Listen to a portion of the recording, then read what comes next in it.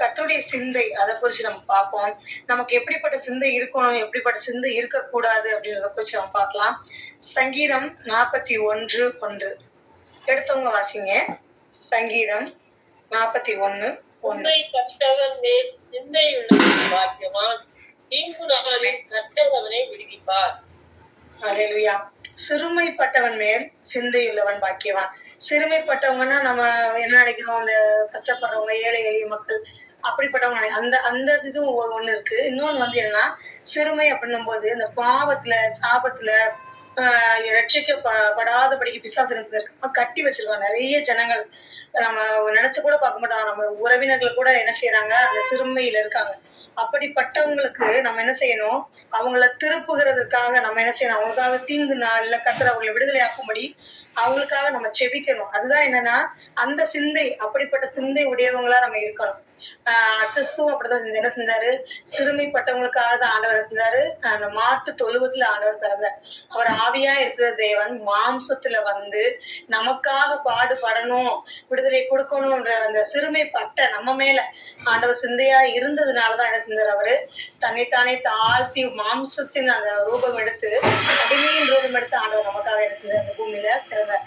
நம்மளும் ஆண்டவரை போல அந்த சிந்தை கரிசனம் அழிந்து போயிருந்த ஆத்துமாக்கள், அந்த எவ்வளவோ ஆத்துமாக்கள் என்ன செய்யறாங்க, நிறைய பேர் என்ன செய்யறாங்க, பாவத்திலையும் சாபத்திலையும் மறிச்சு கொண்டே இருக்காங்க. நம்ம கண்ணடி எத்தனையோ பேர் ரசிக்கப்படாம கூட இருக்காங்க, மறைச்சிருக்காங்க. நம்ம அப்படிப்பட்டவங்க மேல நம்ம மனதுருகி அவங்களுக்காக என்ன செய்யணும், திறப்புல நிக்கிறவங்களாக தினந்தோறும் என்ன செய்யணும், அப்படிப்பட்டவங்களுக்காக நம்ம குடும்பத்துல உள்ளவங்க, நம்ம உறவினர்கள், நம்ம சொந்த பந்தங்கள், நம்ம பக்கத்துல வீட்டுல இருக்கவங்க, எத்தனையோ பேர் பக்கத்து வீட்டுல இருப்பாங்க. ஆனா அவங்களுக்கு ஆண்டவர் பத்தி தெரியாம இருக்கும்.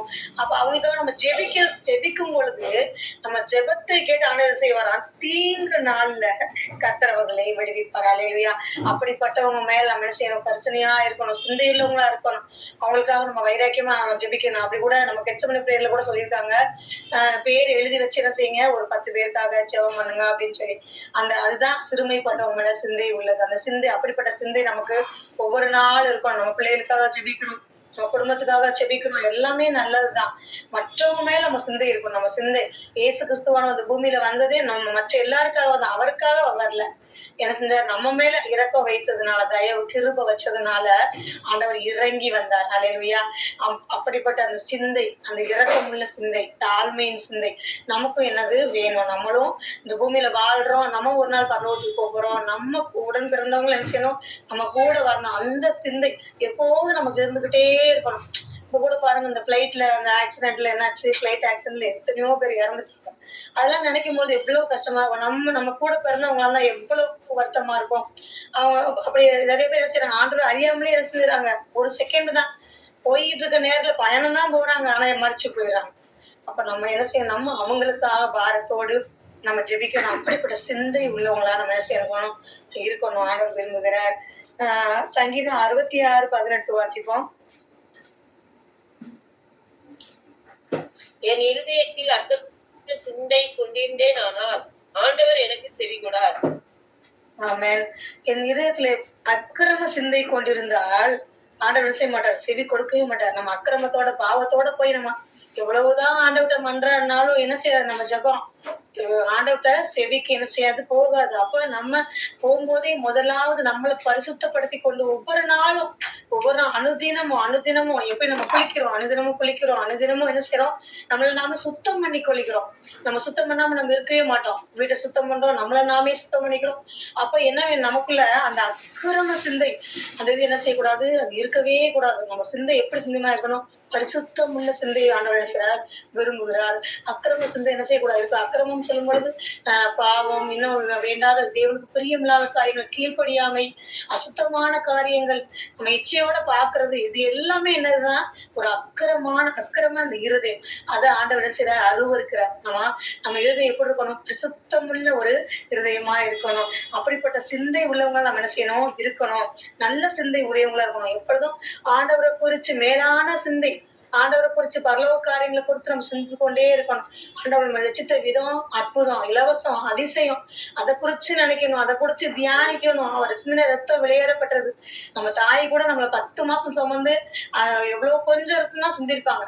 ஆனா ஆண்டவர் கடைசி சொட்டு ரத்தத்தையும் நமக்காக சிந்தி நம்மளை என்ன செஞ்சார், மீட்டு கொண்டார். அது எப்போதும் நம்ம நினைவு கொண்டே இருக்கணும். மாசத்துல ஒரு நாள் மட்டும் இல்ல, அவருடைய ரத்தத்தையும் நம்ம அவருடைய சரீரத்தை நினைத்து என்ன செய்யறது, அந்த இது எடுக்கிறது இது இல்ல.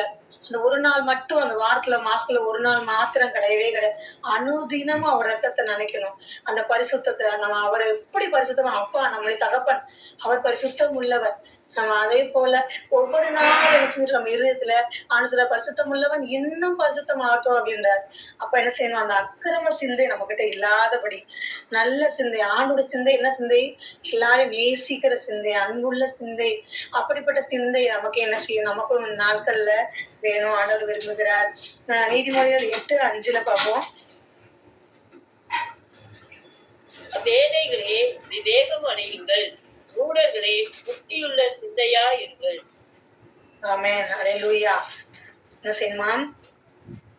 8:5 பேதைகளே விவேகம் அடையுங்கள், மூடர்களே புத்தியுள்ள சிந்தையா இருங்கள்.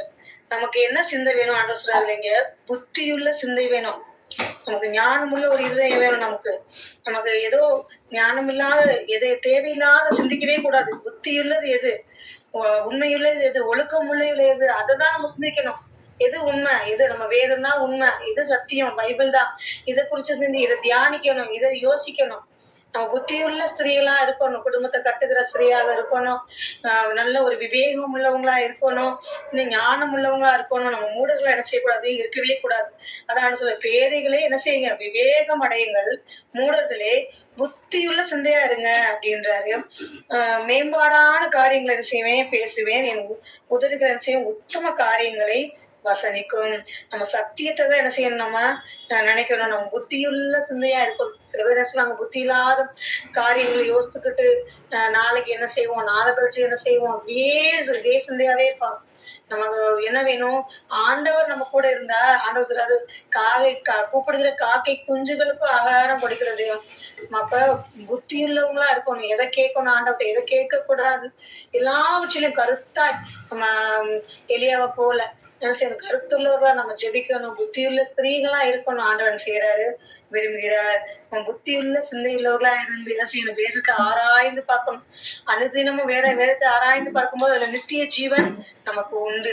புத்தியுள்ள ஸ்திரீகள் என்ன செய்வாங்க, குடும்பத்தை கட்டுகிறார்களாமே. நம்மளும் கூட புத்தியுள்ள ஸ்திரீகளா இருந்து என்ன செய்யணும், வேதத்தை அனுதினமும் வாசிச்சு அதன்படி நம்முடைய வாழ்க்கையை கட்டணும், குடும்பத்தை கட்டுறவர்களா நம்ம இருக்கணும். லூக்கா 10:27 வாசிப்போம்.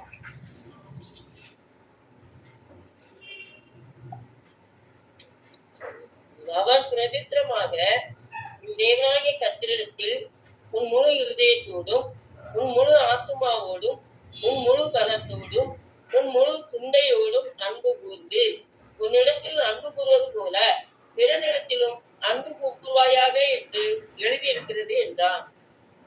ஆமென், ஹல்லேலூயா.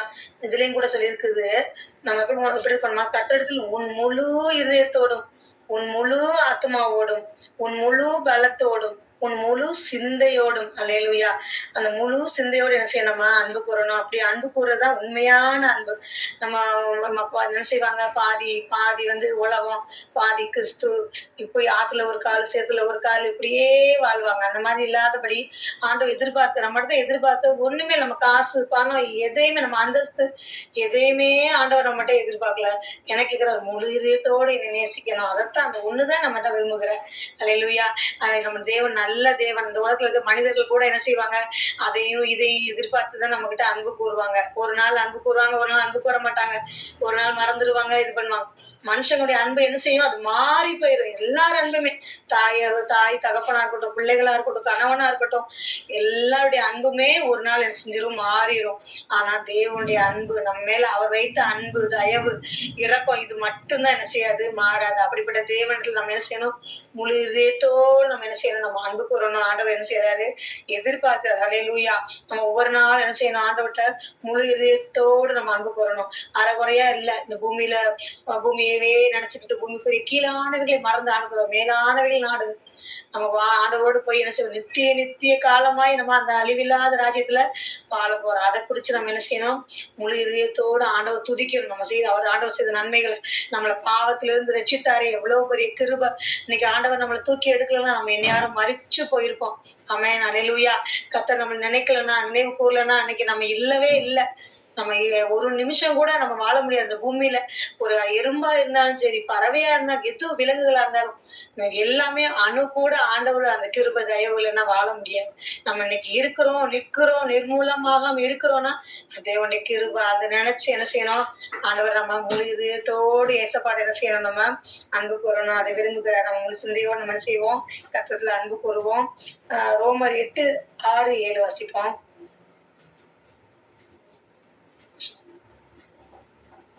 மாம்சத்தின் மரணம், ஆவியின் சிந்தையோ ஜீவனும் சமாதானமுமா?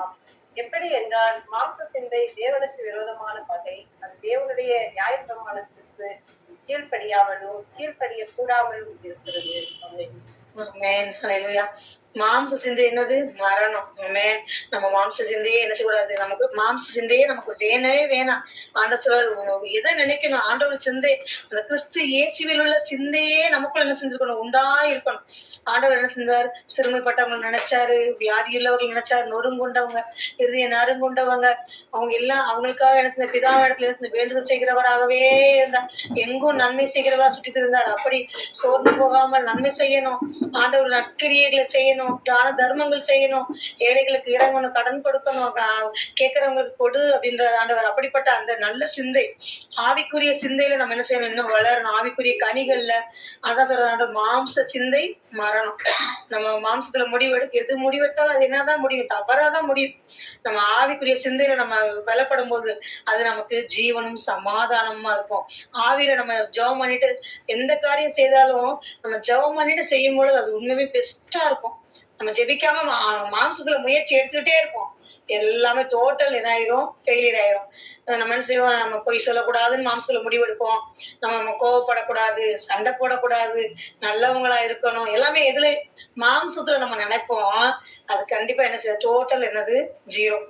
அப்ப நம்ம ஆவியின்படி, ஆவிக்குரிய சிந்தையில ஆண்டவர் கிறிஸ்துக்குள்ள ஒருவன் இருந்தாலும் புது சிருஷ்டியா இருக்கான். பழையவர்கள் எல்லாம் இருந்து போயினா எல்லாம் அப்படிப்பட்ட சிந்தை, அந்த ஆவிக்குரிய சிந்தை நமக்குள்ள இருக்கும் பொழுது, நம்ம கிறிஸ்துவுக்குரிய சிந்தை இருக்கும் பொழுது, வேதத்தை குறிச்ச தியானம், அந்த அறிவு, அந்த ஜெபம், அந்த வேத வாசிப்பு, இப்படியே நம்முடைய ரொட்டீனா இருக்கும் பொழுது அது எப்படி இருக்குமா? நம்மளுக்கு மிகுந்த சமாதானமா இருக்கும். அல்லேலூயா. மற்றவங்களுக்கு நமக்கும் அது ஒரு வித்தியாசம். உண்மையுமே மற்றவங்க குடும்பங்களை பார்க்கும் பொழுது நமக்கு பெரிய ஒரு சமாதானம். நமக்கு இலவசமாய் தேவனுடைய கிருபையினால நம்ம ரட்சிக்கப்பட்டிருக்கதே பெரிய பாக்கியம். அல்லேலூயா. அப்ப நம்ம மாம்ச சிந்தையில எந்த ஒரு முடிவும் எடுக்கக்கூடாது. நம்ம ஆவியின் சிந்தையில நம்ம இருக்கும் பொழுது அது நமக்கு ஜீவனையும் கொடுக்கும், சமாதானத்தையும் கொடுக்கும். மாம்ச சிந்தை தேவனுக்கு விரோதமான பகை. அந்த பகை நமக்கு என்ன? வேணவே வேணாம். அது தேவனுடைய நியாய பிரமாணத்துக்கு என்ன செய்யலாம்? எப்பவுமே எதிர்த்து கீழ்ப்படியாமலும் கீழ்ப்படிய கூடாமலும் இருக்கிறோம். அதனால நம்ம மாம்ச சிந்தையை விட்டு நம்ம என்ன செய்வோம்?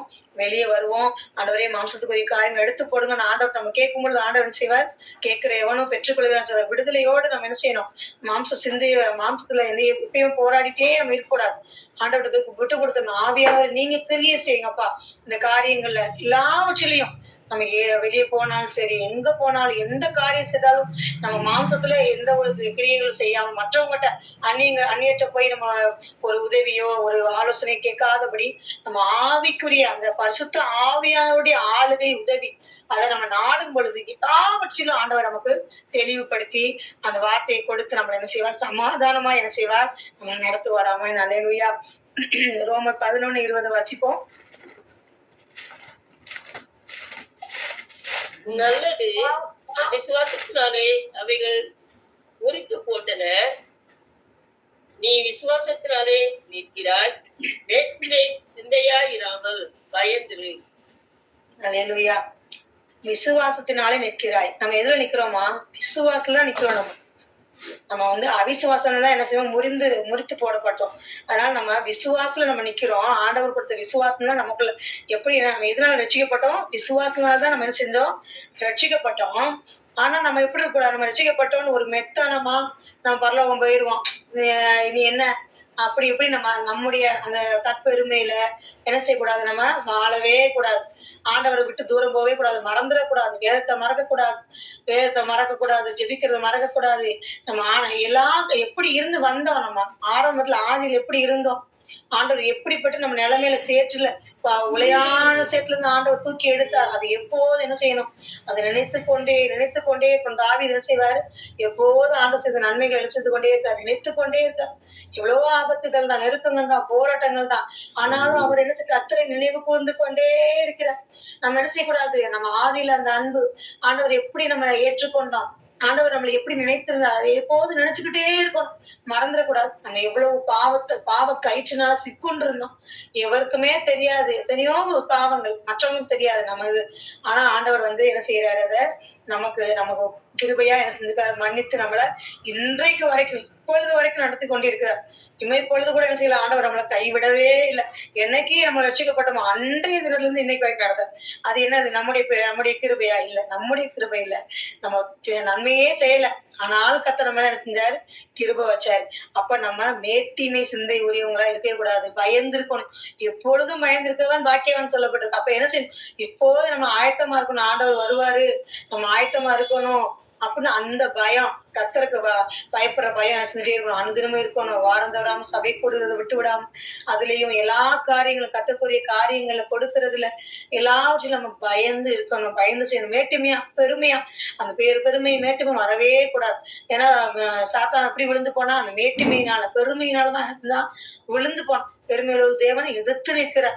மேட்டுமையான சிந்தை என்ன செய்யக்கூடாது, நமக்கு வரக்கூடாது. அப்ப நம்ம மேட்டுமை சிந்தை இராதபடிக்கு விசுவாசத்துல நம்ம நிற்கிறவர்களா இருக்கணும். அல்லேலூயா. கர்த்தர் நல்லவர். ரோமர் 12:16 வாசிப்போம்.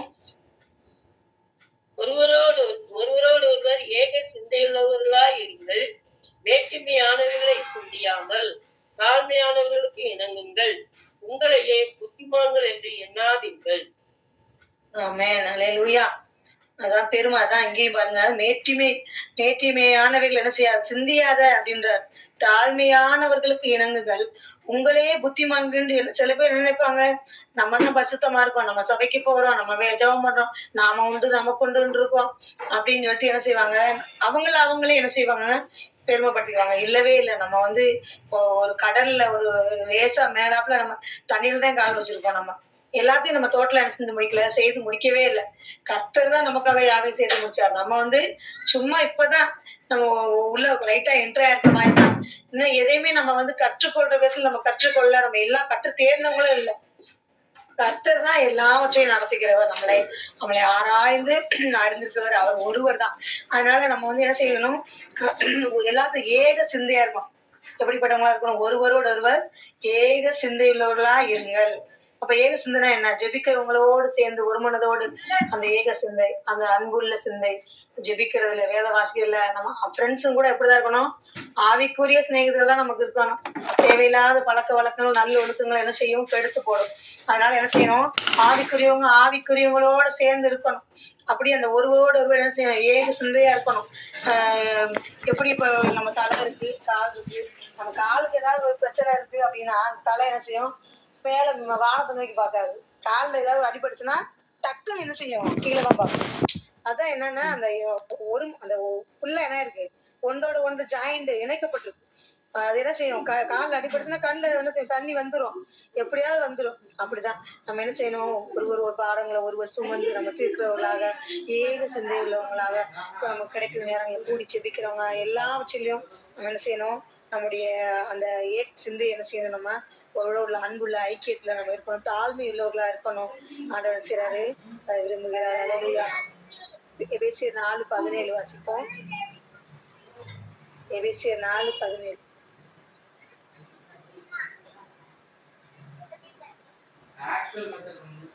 ஆதலால் கர்த்தருக்குள் நான் உங்களுக்கு சாட்சியாக சொல்லி எச்சரிக்கிறது என்னவெனில், மற்ற பிரஜாதிகள் தங்கள் வீணான சிந்தையிலே நடக்கிறது போல நீங்கள் இனி நடவாமல் இருங்கள்.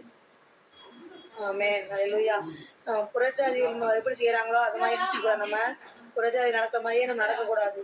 அதான் வீணான சிந்தை என்ன செய்யக்கூடாது, நம்ம கிட்ட இருக்கவே கூடாது. ஆண்டவர் சொல்றாரு, வீணான சிந்தை உள்ளவர்களா இராதபடி என்ன செய்யணும், நம்ம உள்ள சிந்தை, எப்பொழுதும் ஆண்டவரை குறிச்சு தியானிக்கிறதுல, வேதத்தை வாசிக்கிறதுல, இன்னும் கர்த்தருடைய காரியங்களை என்னென்ன செய்யணுமோ அந்த இதுல என்ன செய்யணும் நம்ம, இன்னும் நம்ம நம்ம அந்த ஆத்துமாவை என்ன செய்யணும், வளர்த்து கொண்டே இருக்கணும். ஆவி, ஆத்துமா, சரீரத்தை குறித்து என்ன செய்யணும், நம்ம ஒரு உணர்வுள்ளவர்களா என்ன செய்யணும், நம்ம இருக்கணும். ஆண்டவர் என்ன செய்றார், விரும்புகிறார். புறஜாதிகள் தங்கள் வீணான சிந்தையிலே நடக்கிறது போல நீங்கள் இனி நடவாமல் இருங்கள். அவர்கள் சில புத்தியில் அந்தகாரப்பட்டு தங்கள் இருதய கடினத்தினால் தங்களில் இருக்கும் அறியாமையினாலே தேவனுடைய ஜீவனுக்கு அந்நியராய் இருந்து உணர்வில்லாதவர்களாய் சகலவித அசுத்தங்களையும் ஆவலோட நடப்பிக்கும்படி தங்களை காம உதவத்துக்கு என்ன செய்யறாங்க, ஒப்புக் கொடுக்குறாங்க. நீங்களோ விதமாய் கிறிஸ்துவ என்ன செய்யல, நம்ம கற்றுக்கொள்ளவில்லை. அதனால நம்ம என்ன செஞ்சோம், ஆண்டவரை எப்படி நம்ம ஏற்றுக்கொண்டோம், அவர் அன்புள்ளவர், அவர் வந்து நமக்கு தயவுள்ளவர், கிருபை உள்ளவர், அதை என்ன நம்ம நினைச்சு என்ன செய்யணும், புறஜாதிகள் செய்யற அந்த வீணமான சிந்தனை என்ன செய்யக்கூடாது, அவங்கள மாதிரியே நம்ம என்ன செய்யக்கூடாது. நம்ம எனக்கு அவங்களுக்கு நமக்கும் இது உண்டு, வேறுபாடு உண்டு. எல்லாவற்றிலும் அவங்க செய்தது போல எல்லா காரியங்களும் நம்ம என்ன செய்யாதபடி நம்ம நம்ம பொறுமையிலையும் நம்ம அன்பிலையும் கற்புலையும் எல்லாவற்றிலும் என்ன செய்யணும், நம்ம இச்சையடக்கத்தோடு இருந்து நம்ம என்ன செய்யணும், நம்ம நாமே காத்து கொள்ளணும். அது பிலிப்பியர் 2:5 சொல்லப்பட்டிருக்கு, கிறிஸ்து இயேசுவில் உள்ள சிந்தையை என்ன செய்யணும், நம்மள இருக்கணும்னு சொல்லி. அப்ப நம்மளும் என்ன செய்யணும், அந்த ஆண்டவருக்குள்ள இருந்த சிந்தை எப்படி அந்த ஜீவன் ஆண்டவர் வந்து ஆவியா இருக்கிறாரு, அவர் நமக்காக பிறந்து மரண பரியந்த சிலுவையில கூட எனக்கு தன்னைத்தானே தாழ்த்தினார், மரண பரியந்தம் கத்து தாழ்த்தினார். அதே போல இயேசு இருந்தார், அவரை தாழ்த்தினார். எங்கேயுமே ஆண்டவர் அவரை வெளிப்படுத்தணும்னு நினைக்கவே இல்லை. இயேசுவை நான் தான் ரொம்ப பெருமையா அவரை நினைக்கவே இல்லை. பிதாவை வெளிப்படுத்தணும், அவரை மகிமைப்படுத்தணும், அப்படிதான் அவர் நினைச்சாரு எப்பொழுதுமே. அப்படிப்பட்ட சிந்தை நமக்கு நம்ம நாமே பெருமைப்படுத்திக்கிறதுல ஒண்ணுமே இல்லை. நம்ம எல்லாமே என்னது, ஜீரோ தான். இன்னும் நம்ம மார்க்கே எடுக்கல. கிறிஸ்து நம்ம கூட இருக்கிறதுனாலதான் நம்ம எப்படி இருக்கோம், 100 மார்க்ஸ் எடுத்துட்டு இருக்கோம். ஒவ்வொரு ஆண்டவருக்குள்ள உயர்த்தி வச்சுக்கிட்டே இருக்காரு. அல்லேலூயா. கர்த்தர் நம்மோடு இருக்கிறதுனாலதான் நமக்கு ஒரு ஹீரோவா இருக்கும். ஆனா முதல்ல எப்படி இருந்தோம், ஆதியில ஜீரோவா இருந்தோம், கர்த்தர் இன்னைக்கு ஹீரோவா மாற்றிருக்காரு. நம்ம ஆண்டோடைய சிந்தை உள்ளவர்களா இருக்கும் பொழுது என்ன செய்வோம், எல்லாவற்றையும் நம்ம கிறிஸ்துவின் சிந்தை இருந்தா நிச்சயமா எல்லாவற்றையும் மேற்கொண்டு நம்ம ஜெயித்து தேவனால் பிறந்த தேவனும் இந்த உலகத்தை என்ன செய்ய முடியும், ஜெயிக்க முடியும். நம்மளும் ஜெயிப்போம், கர்த்தருக்கு என்று வாழுவோம், ஏக சிந்தையா இருப்போம். கர்த்தர் நம்மை நடத்துவார். அல்லேலூயா.